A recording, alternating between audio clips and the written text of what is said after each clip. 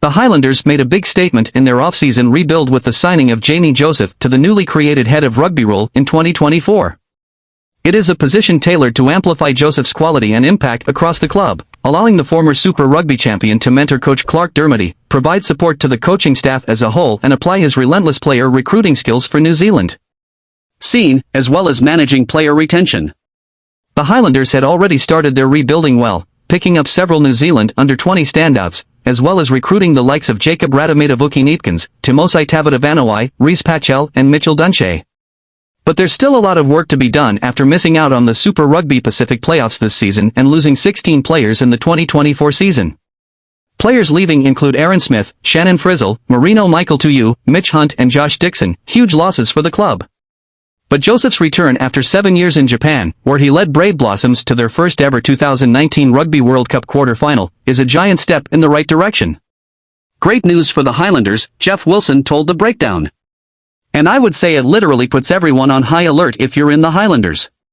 The fact that we know who Jamie is and what he's done for the franchise, where he comes from and he wants to give back, but he also wants to be a part of a successful franchise. So, he's going to set his sights on things. I think he will have a break after the World Cup because he has been in Japan for a long time, but I would say that at the beginning of next year he will return to the team. The good thing about Jamie is that he doesn't rush into decisions, he walks in and schemes through things and then says, you know what? Here are some tweaks we can make to help the Highlanders compete. It's becoming a young Highlanders outfit with an eye to the future, with a number of young stars like Ethan de Groot and Folo Fakataba already wearing the All Blacks jersey. The addition of Joseph also adds veteran quality to the coaching scene in New Zealand after it was decimated by the 2024 All Blacks coaching group appointment, which included 3 of the Super Rugby club's 5 head coaches. Filling the void has been world-class coaching talent with former Scotland and Fiji manager Vern Cotter taking charge of the Blues, while former All Black Sevens manager Clark Laidlaw takes the reins for the Hurricanes. Joseph's return though is the most promising in the eyes of former All Black Sir John Kirwan, who envisions All Blacks coaching potential for the 53-year-old. I think it's great for New Zealand rugby too because I think Jamie has the potential to be an All Blacks manager and the next All Blacks manager, Kirwan said. I think he's ambitious and I think he's always been ambitious. Kirwan added how the appointment of Scott Robertson as the next All Blacks coach, bucking the trend of promoting former assistants within the All Blacks environment, set a positive precedent for ambitious coaches like Joseph.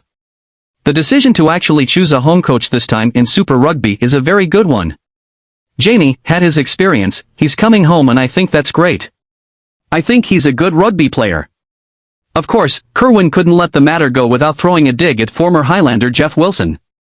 I'm pleased for your Highlanders, because you need something, son.